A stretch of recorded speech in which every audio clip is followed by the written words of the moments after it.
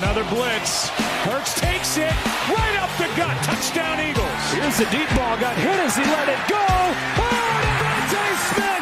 What a catch. From 54 for the win. On the way. It is there. And the Eagles remain unbeaten.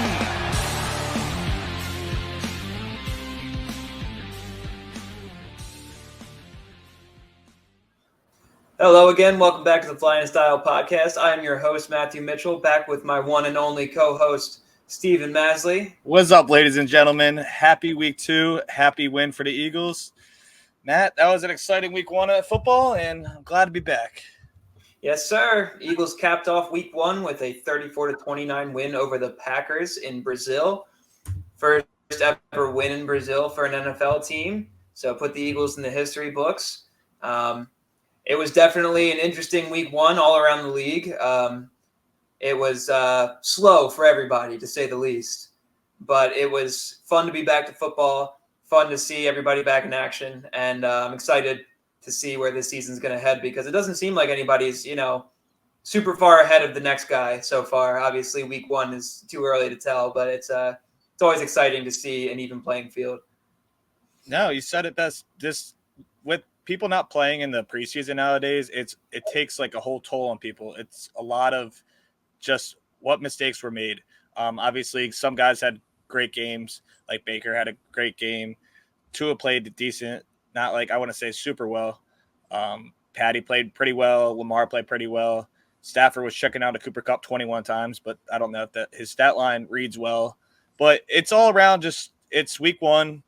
It's going to be overreaction week this week, but it's a nice start to the season, especially for the Eagles. Yeah, that's definitely. We're definitely seeing a lot of overreactions around the league in terms of, who looked what way and who we're overreacting to, such as like the Bengals or the Ravens or the Bills going against the Cardinals. Trying to think what other upsets there were this week. Not that the Bills Cardinals was an upset, but a lot closer than I think people expected it to be. Just an interesting week 1. And on top of that, it was the lowest passing totals in a week 1 in like 10 years. I know that there was only 33 or actually, I think that stat was before Monday Night Football, but before Monday Night Football, there was only 33 passing touchdowns around the league, where in comparison to a few years ago, it was like 64. And I think Baker was the highest passer of the week with like 280-something yards or something like that. So, yeah, it was definitely – it's interesting to see the league not having as much success passing the ball so far. But as we mentioned, week 1, too early to tell, but an interesting start to the season. So with that all being said, let's just jump right into our analysis of the Eagles. What we came here to talk about. So what do you think about the game? First thoughts? Dude, it was – obviously some of the keys – let's just start with Saquon Barkley. Like, thank God he's here. After the first drive, I got some Giants fans texting me, oh, look at him. He sucks. Oh, 3 total touchdowns, 1 great receiving touchdown, great throw by Jalen there, 24 carries for 109 yards rushing. He had another 23 receiving. He just looked dominant, and he looked unbelievable. 0 turnovers. Saquon was just dominated in this offense. AJ had a great game too. Our offense played very well in this game, and we'll get to what the only thing bad in the offense was, which was kind of Jalen Hurts. 3 total turnovers. We will get into that. One of the interceptions was disgusting. But at the end of the day, we finished the game out, that 7-minute drive. Our defense held strong. I think the best part was in the first half, holding them to 2 field goals instead of letting them get touchdowns. That could have slipped the game away, honestly, right there. They held up when they needed to in key situations. Obviously, the field, we'll talk about that, was a disgrace. People are slipping and sliding all over this place. I just don't know how the NFL let players go on that. I don't know if they test it. I don't know. Obviously, it's in Brazil, so I don't understand a lick about that. But it's like, geez, man, you're going to get someone really hurt out there. And we're obviously Jordan Love ended up getting hurt after the game. That wasn't due technically to the field, or with 5 seconds left in the game. But yeah, dude, I mean, it's typical Eagles fashion, which we've seen the last couple of years. It's very close until the end, and a rocky start, little rock here and there, and then we end up finding a way to win. People say luck. I say we find a way to win. So what do you think about this game? Well, I'm going right off the rip and saying it's not luck. There's nothing lucky about it. This team is incredibly talented on both sides of the ball. Not to mention that the Packers were also very, very talented team. Played very well. Packers have high hopes. A lot of people have high hopes for the Packers. People were talking about Jordan Love being an MVP candidate potential, talking about them, possibly making a run at the Super Bowl, leading their division. So people have high expectations for this Green Bay team, and they lived up to them, I think. I still think, like I said before the game, that unfortunately with the way people see the Packers and Jordan Love, they are the most overrated team in the league right now. I don't think they're as good as everybody thinks they are. I think they're at best a 10-6 team, if not worse. But I did think that they played against us very well, and I think that the only reason it was close, though, was honestly those 3 turnovers that we had. And turnovers, obviously you never want to see turnovers, but I kind of expected this with the fact that we didn't see any preseason play from anybody. And, Jalen Hurts didn't get to see another defense other than his own. I know it was easy to get sidetracked by the training camp stats of him not throwing a pick until like the last week of camp. Thanks. Which obviously, goes to show that means nothing. But I'm not worried about this offense at all. I thought we looked stellar. I think we saw what we wanted to see out of everybody. Outside of Jalen Hurts making a couple bad decisions, I thought he passed the ball really well. He threw for 278 yards, 2 touchdowns, and I don't have his completion percentage, but it was over 50, which is good news. I honestly thought he played really well. I thought he was putting the balls in good spots. The weird thing with Jalen Hurts is that he'll go from making a horrible decision to making like one of the best throws you've ever seen. So it's very weird with Jalen Hurts. Like, he's capable, but you also know that he's liable to make a bad decision every once in a while. And I'm hoping that he can clean that up after some film watching and, understanding things and, just growing throughout the season. I think we'll see that less. But and I do want to point out that I know a lot of people had a big problem with the pick to A.J. Brown in the back of the end zone. I know how bad it looked in every aspect. Personally, I didn't see it as wide open in the end zone for about 30 seconds of that play. And while I think it was a terrible decision to throw across his body like that, and I don't necessarily think it would have been a touchdown by any means, if A.J. doesn't slip, that's not an interception. So, I think everything that could have gone wrong in that play went wrong. I don't agree with the decision to make that kind of throw, but it's what I expect from a week 1 play. I really didn't, it hurts for it to be in the end zone as well. But I was really happy with the way the offense looked. I thought we saw what we wanted to out of everybody. Saquon Barkley, obviously having one of the best debut games of all time. 3 touchdowns, 108 rushing yards. And to tack on, I think 23 receiving yards. Yeah. So great game from him. I know myself and you and every Eagles fan couldn't be more thrilled to have him. And I know everybody else in the league watching is terrified right now because he just it's like putting the last Infinity Stone in the gauntlet. You know what I mean? Like, this really completes this offense and makes them borderline an unstoppable force. You can't ask for a better offense in terms of having a top 5 quarterback, a top 5 running back, 2 top 10 receivers, and, probably a top 5 tight end and a top 5 O-line. It can't get much better than that, like we mentioned last week. So I was really excited to see what I saw from the offense, despite having 3 turnovers and, a relatively poor week in consideration. They put up 34 points. So I couldn't be more excited to see what this offense does when it really, finds its footing and grows and, corrects its mistakes. I was loving the difference of obvious discrepancy in comparison to last year's offense. I felt like we were playing more to Jalen Hurts' strengths.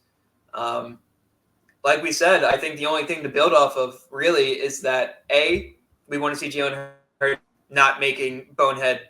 That's one thing he's got to clean up and not try to force the ball. He's got to understand that we've got a whole game to play. Make those mistakes. B, you want to see that connection between Jalen Hurts and Cam Jurgens grow. Clearly, there was a few miscues on the snaps, and you don't want to see that happen. That second turnover, the fumble on the shotgun snap, that was on Jurgens. That was not on Hurts. But the second fumble was on Hurts. It was a clean snap. There was nothing wrong with it. Hurts dropped the ball. So you want to see that get cleaned up. And lastly, I think personally, I want to see Saquon getting more receptions out of the backfield, just a few more dump downs. Unfortunately, Maslij is aware of my miscomings due to Saquon Barkley receptions. I personally missed a 10-leg parlay on the Eagles game on one Saquon Barkley reception, so that hurt my heart a little bit. But outside of that fact, I do think that we'll see a lot of success with getting the ball to Barkley out of the backfield more often. No, and it's okay. And it's other than Jalen, I do want to mention, like you did mention the throw. He did make some boneheaded decision, and I'm not going to give him a pass for that, like completely. But it is the first week of the season. My concern is kind of this is the flip sides. Zach Bond played out of his mind. It's the best game I think we're going to see from him. Best game I saw from Eagles linebacker in years. He ended up with 15 total tackles, 2 sacks, and 2 QB hits. He was so good just making tackles in the open field. Fangio used him great on the blitz. My major concern, and I know what you have to say about this, but what is up with I know this D-line isn't going to be Super Bowl season dominant of us breaking a sack record anytime soon, but what can this D-line do to grow? And I need to see something from, I didn't see anything from Bryce Huff. I didn't really see, Jalen Carter was doing his job. I didn't see anything that made me excited about this D-line. Could you go into that just a little bit? And I just want your thoughts on that. Yeah, I completely agree. Obviously, you want to see more out of the D-line, and we've grown accustomed to seeing our D-line be dominant and,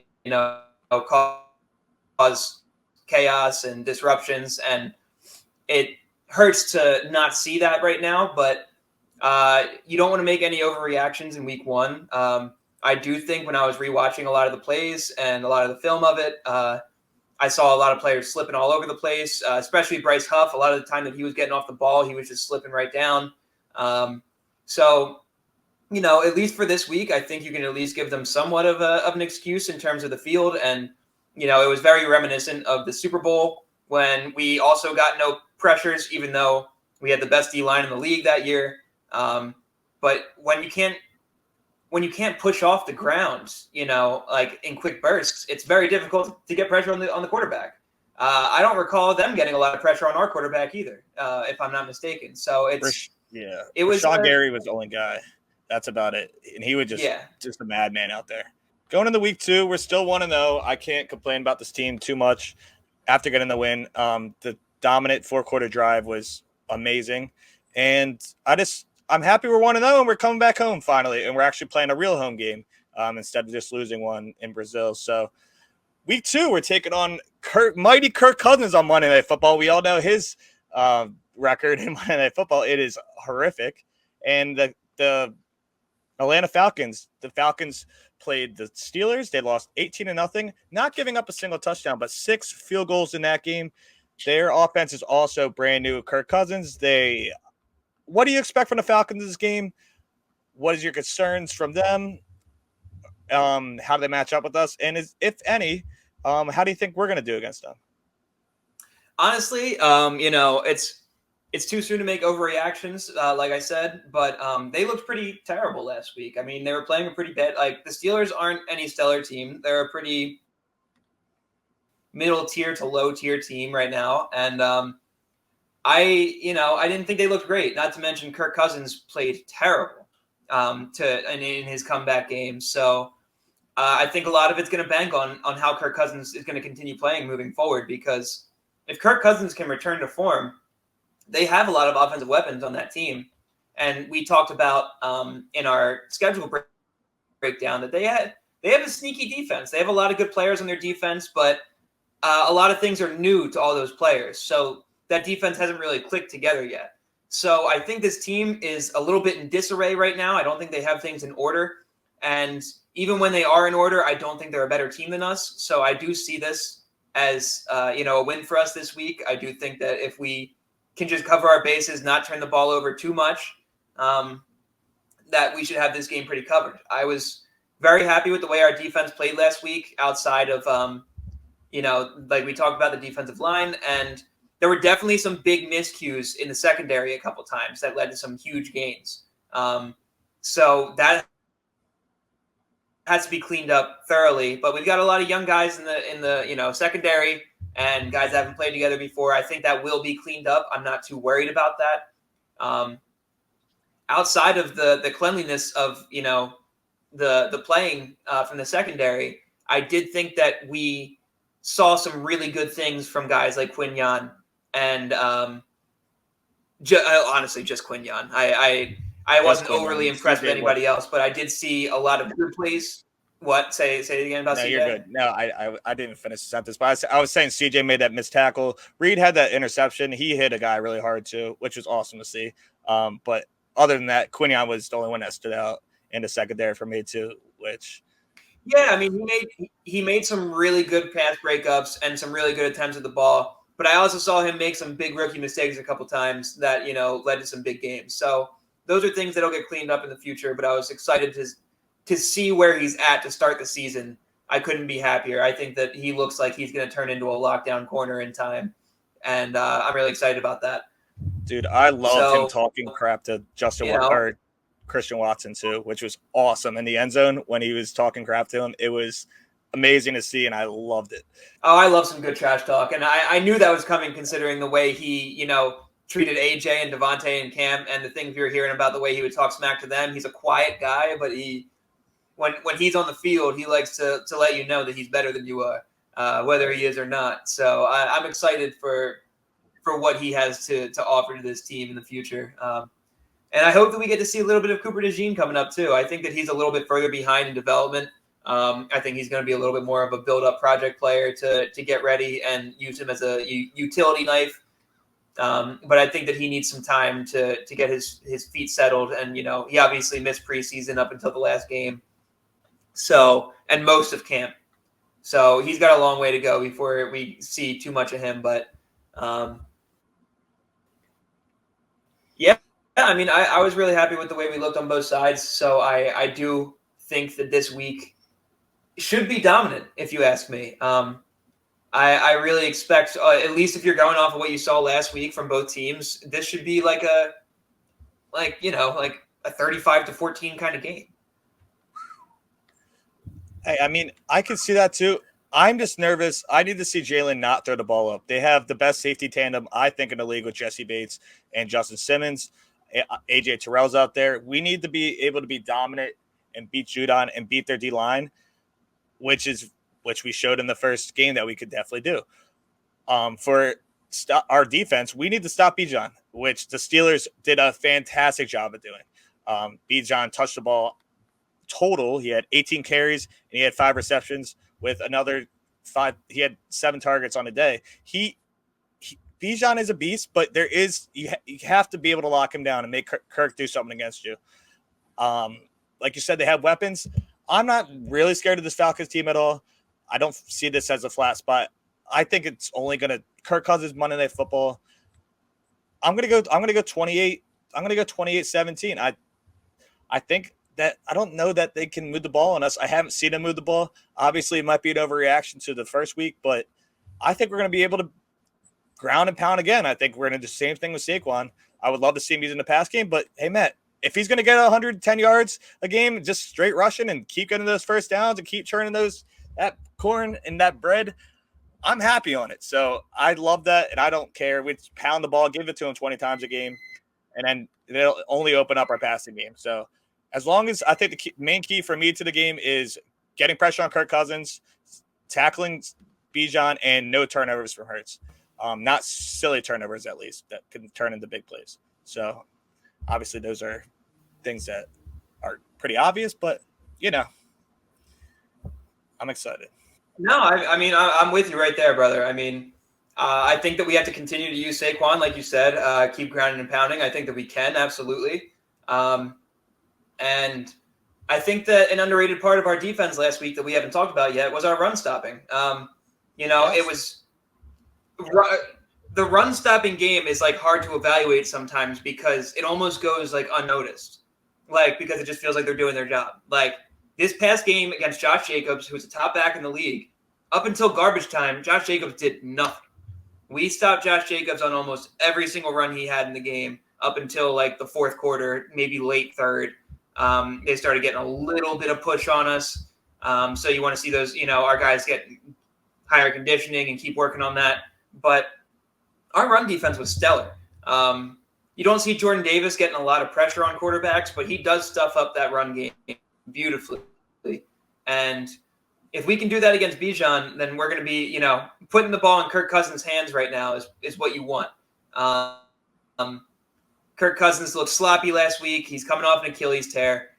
He's getting up there in age. You want Kirk Cousins to have that ball. He's going to make mistakes, especially if you can get pressure on him. So I'm hoping that we see a little more out of the D-line. And, hopefully our ground and pound game can keep up as much as it did last week, which I expect it will. I have no reason to assume that it'll slow down. To be honest, the only thing that could hold back this team is like a Saquon Barkley injury, which, knock on wood, immediately, hopefully he can stay healthy this year and that won't be a problem. But other than that, it's really hard to assume that. What are you shaking your head at? Nothing. I wasn't going to say anything. The Giants fans all texting me, keep saying the same thing, and I don't even want to talk about it because that's not going to happen. So, well, listen, I'm somebody that I was never on the side of Saquon Barkley's injury prone. He's had a couple injuries that kept him sidelined from a bad team that he probably didn't really want to play for very bad. But I do think that they've never been he hasn't had a lot of bad injuries. They've been minuscule things that kept him out for short periods of time, which is expected. It's it's wear and tear of a running back. But the only concern that I have for him is just that we are going to use him a lot, and he is only getting higher in age, and it's not like he's some old guy yet. But I think the concern is real in terms of just overusing the running back because he's that good. We have to use him. I want to see him getting the ball 20 times a game at least, and that's a lot for players. So you just hope the best and hope that we can keep him well protected and take good care of him. But I don't have any expectations that he's going to be hurt. I don't want to wish it into existence or anything like that. I just hope that we take good care of him and don't overdo it on his workload. But before we go anywhere, I do want to ask you, we briefly mentioned the linebacker situation. We saw a great game out of Bond and a pretty good game out of Dean. I thought that Dean played great despite PFF giving him a pretty low grade. I felt like he did a really good job. I thought he was flying to the ball. He was letting his instincts take over. He wasn't hesitating. It really hurt that he dropped that pick last week. That doesn't get talked about enough. But because that would have been a game changer. I mean, that's an easy touchdown right there that he dropped. But regardless of that, what do we expect going into week 2? Are we going to see Devin White? What is that whole situation going on? Are we going to see Devin White play? Is he actually hurt? It's one of the most confusing situations I've ever heard of, considering everything that I heard about Devin White throughout training camp and preseason. So Fangio came out and said, essentially, Devin tweaked his ankle and whatnot. But he literally came out and said that Nakobe earned a starting job regardless if Devin White was healthy. Game 1, he was going to start, and he's going to be the starter to start this game against the Falcons. But he came out and said that Devin White's still going to be involved. It's not clearly just going to be Dean in the entire time. He's going to get rotated. He's going to get way more. I don't even know if Trotter even played a snap in this game, but Devin White's definitely going to get rotated in with him, but Dean's the starter. I mean, he played, like you said, that pick six would have been, I was about to scream and I was about to be so happy, but you hate to see it, but he'll get his chances. He's a guy that flies to the ball. Zach Bond has his head on fire right now. I mean, if you can tackle, like we just need good tackle and linebackers, and that's what Dean is. I don't know what is up with Devin White. There's a lot of speculation of what happened in Tampa. Was it the defense? Some people came out, beat reporters in Tampa. They were asked on WIP, like, what is up with Devin White? Like, why isn't he? What is his fall off? Because he's a 26-year-old who used to be all pro, maybe first team all pro back in prime, aka 2-3 years ago. Like, I just don't know where the fall off is. I don't know what happened to him. I can't tell you what happened to him, but he basically got replaced in Tampa, and they moved on from him for a reason. And the guy there right now, I think it's like Hollis or something, earned a spot over White, and that's why he got released, and not re-signed. So it's very strange. It was a situation like nothing I've ever seen before. You see a guy come in and takes every first team rep throughout camp, every single one. He plays well in camp. He shows good things in training camp, and he shows good things in the preseason games. What I saw from him, I thought he looked awesome. Then you're hearing that he's got a group chat with AJ and Hurts called Accountability, where he's taking over a leadership role. And, like, he's doing these things to step up and be a leader. He took less money to come to a contending team in Philadelphia. So with all that being said, everything that's being said about him now makes no sense. Everything about it is confusing, but the way that the situation is unfolding does make me think that something happened internally. Now, like, when he was on the Bucs, I feel like, you could say what you want. You could say that he lost his job. You could say that, somebody beat him out, that he just had a fall off. But from what I understood from the Bucs is that he made it clear that he didn't want to be there. And that was why he was losing his priority on the defense, not because of his actual play itself. Now, I don't know that for certain. Wasn't there. Don't really know. But like you said, to be 26 years old and to be having a fall off seems strange, considering what we saw from him earlier in his career. So, like, everything going on just seems really weird. Like, if Nakobe Dean did earn his starting spot, why was Devin White taking every single rep up until the last day of camp? Something's not adding up. And the way the story is unfolding does make me feel like there was something happened internally. Like, something happened behind media doors that pissed people off in the Eagles building. And I don't know what it is. It just doesn't make a whole lot of sense because it's just weird. And I had really high expectations for Devin White, and I really hope to see him play because I do think he's a good player. But no, straight up, it's just dude. Strange. It's one of the weirdest situations I've ever seen unfold. And for it to happen right at week one. Bro, like, even injury when it came out, like, it was just so odd. Very weird. The timing of it, like, it was like, Dean's starting and Devin White's hurt. Is Devin White actually hurt? Or like you said, you might be onto something because it does not make any sense. We saw Fangio literally say he doesn't like Reddick, got him out of here. Obviously, Reddick has his own stuff going on. We don't need to get into all of his contract with the Jets and all that stuff, but he might have been right about Reddick, to be fair. no, he turned out right about Reddick, and I don't know. I'm not gonna crap on because I'm the biggest Dean guy out there, and you know that. I'm not saying he surpassed him because I like you said, It doesn't make any sense. He was gonna get a captain's badge. Like, what? I don't get it, but I guess we'll see as the season progresses, and we'll keep an eye on that for sure. Yeah, so. It just doesn't make a whole lot of sense. Last question I wanted to ask. And then lastly, before we go, do you expect to see Isaiah Rodgers out there this week? that was the exact question. Sorry, we had a little bit of a delay. We both asked questions at the same time. That was the exact question I was going to ask. I know we're on a delay, so really? For that, but that was literally what I was going to ask. Oh, that's actually really funny. So the entire thing before Rodgers got hurt was for him to play on the outside with Slay and Mitchell to be the slot. They were going to switch sometimes and put Maddox in the slot and whatnot. But since Mitchell had such a good game on the outside, they're thinking maybe to move Rodgers on the inside slot. Do you think that's a good idea, or do you think maybe we could adjust Mitchell into a slot position and do what we originally planned for? Well, I think that kind of depends on I don't know enough about Isaiah Rodgers yet, to be completely honest. It depends on both Quinyon and Isaiah Rodgers' strengths and weaknesses. Like, let me see if I can explain this right. Like, Quinyon is capable of playing the slot. We know he is. He played in training camp. He did it for, most of the preseason, whatever. Isaiah Rodgers, we know, can play on the outside. What we don't know is whether Isaiah Rodgers can play in the slot. We do know that Quinyon can do both. So it's going to come down to, I think that Quinyon probably did earn his spot on the outside.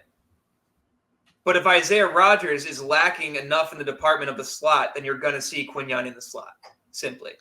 So, if Isaiah Rodgers is a one-trick pony and can only play on the outside, then you're going to see Quinyon in the slot because, you can't just throw Isaiah Rodgers there if he's not as good at it. So,